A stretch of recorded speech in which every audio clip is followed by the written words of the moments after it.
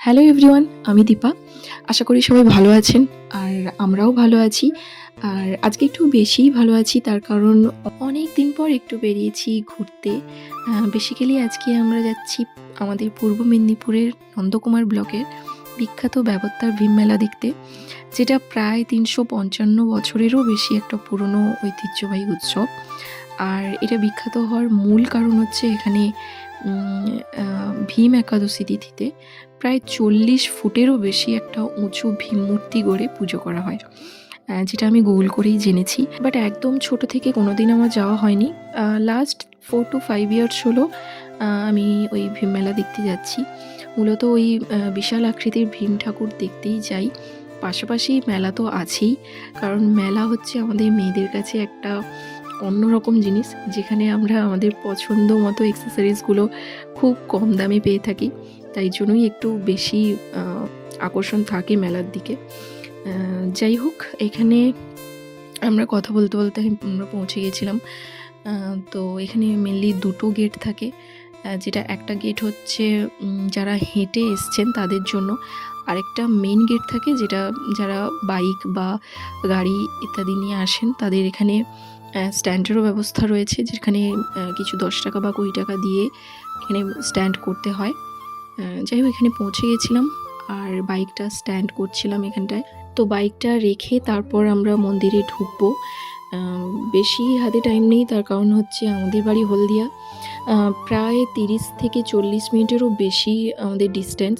তো তাড়াতাড়ি বাড়ি ফিরতে হবে, তাই এসছিলামও খুব তাড়াতাড়ি, প্রায় বাড়ি থেকে 4:30-র দিকে বেরিয়ে এসছিলাম। কিন্তু মেলায় একটু রাত্রের টাইম না দেখলে ভালো লাগে না, একটু লাইট থাকবে এগুলো, তো তাই জন্যই তাও তাড়াতাড়ি এসছি, কারণ তাড়াতাড়ি বাড়ি ফিরতে হবে। তো যাই হোক, এখানে দেখতে দেখতে আমরা মন্দিরে প্রবেশ করলাম আর ভগবানকে দেখলাম, ভীম ঠাকুর। তো ওনাকে দেখলাম, বিশাল আকৃতির ভীম ঠাকুর, তো এটা দেখলেই ভালো লাগে। আর এখানে প্রায় লক্ষ লক্ষ টাকার মালা পরানো হয় ভগবানকে।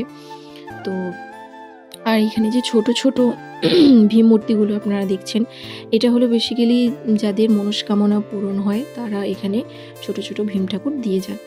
তো এগুলো আমরা ওখান থেকেই জেনেছি, বা ছোট থেকে বাড়িতে মা বাবার কাছে শুনে এসেছি।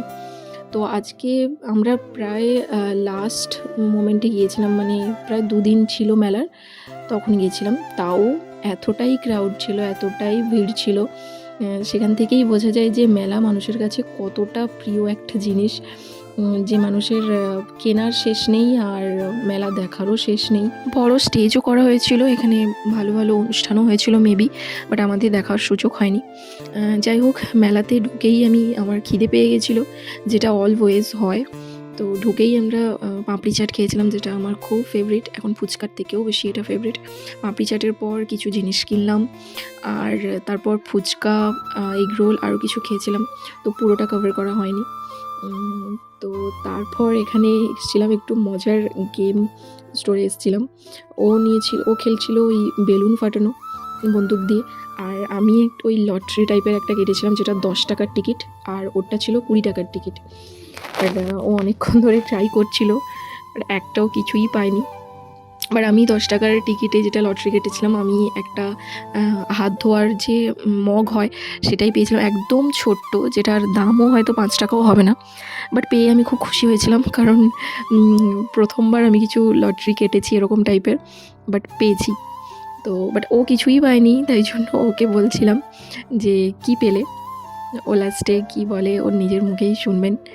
তো ও বলছিল এটা খারাপ ওইটা খারাপ বন্দুকটার, কিন্তু নাচতে না জানলে উঠোন বাঁকাই হয়।